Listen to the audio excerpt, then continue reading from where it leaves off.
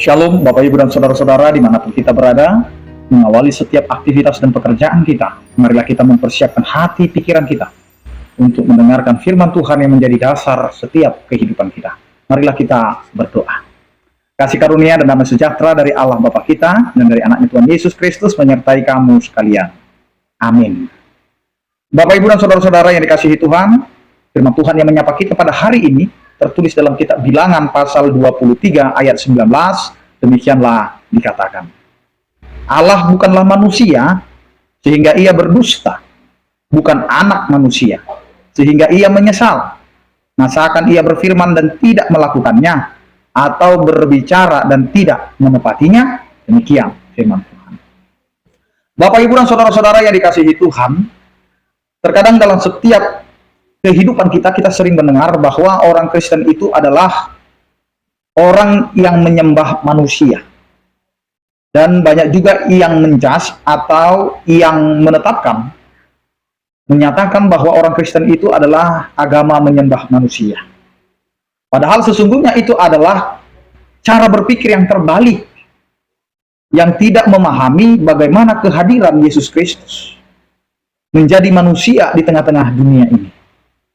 Maka kita harus memiliki pemikiran bahwa Allah yang adalah roh datang ke bumi dengan perantaraan seorang perawan Maria supaya dia terlahir dari rahim seorang manusia, seorang perempuan, sehingga dia terlahir menjadi manusia, supaya dia bisa masuk ke dalam misi keselamatan, bahwa janji Allah ditepati, di mana Allah akan datang ke dunia dan membawa keselamatan bagi setiap umat manusia yang telah hidup di dalam keberdosaan.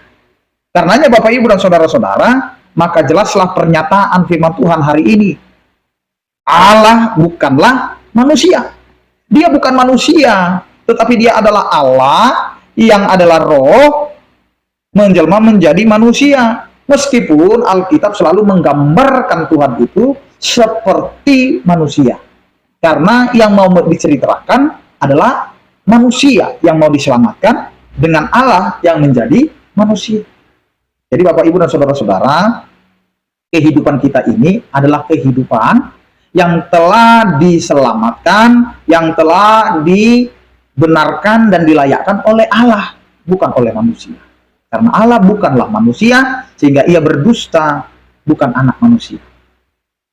Karena Allah yang betul-betul adalah Allah yang mau menjadi manusia, merendahkan diri, menjadikan diri yang tidak terbatas menjadi terbatas. Itulah Allah kita.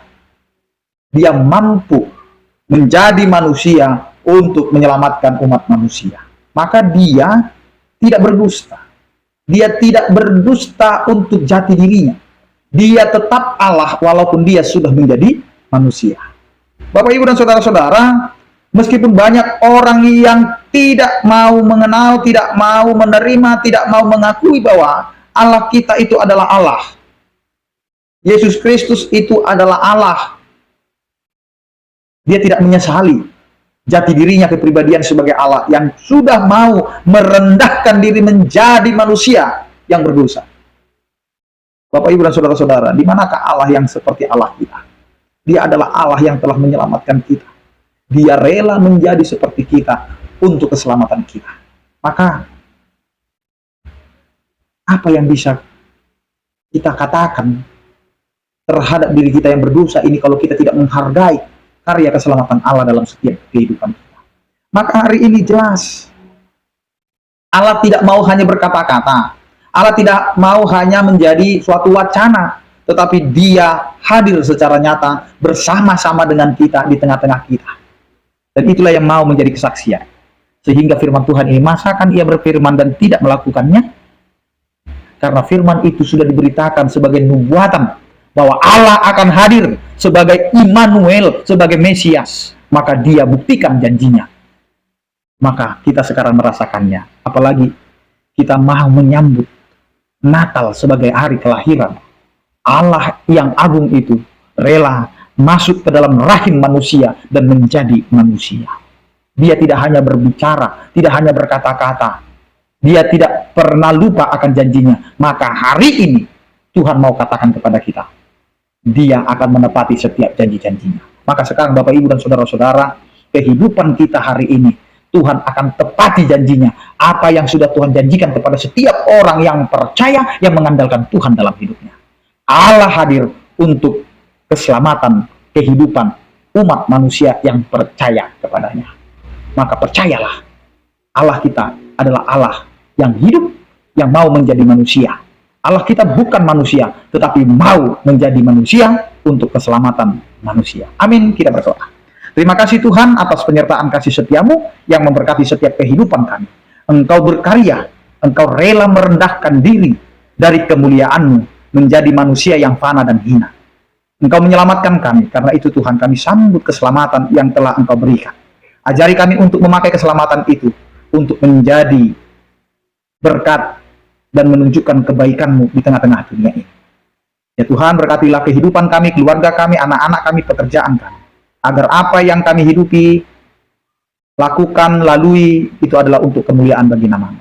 Berkatilah setiap orang yang percaya yang sakit, Engkau berikan Tuhan kesembuhan, kekuatan, dan juga pengharapan, sehingga kesembuhan yang daripadamu, kekuatan yang daripadamu dapat dirasakan oleh setiap orang yang percaya yang dalam keadaan sakit pada saat ini.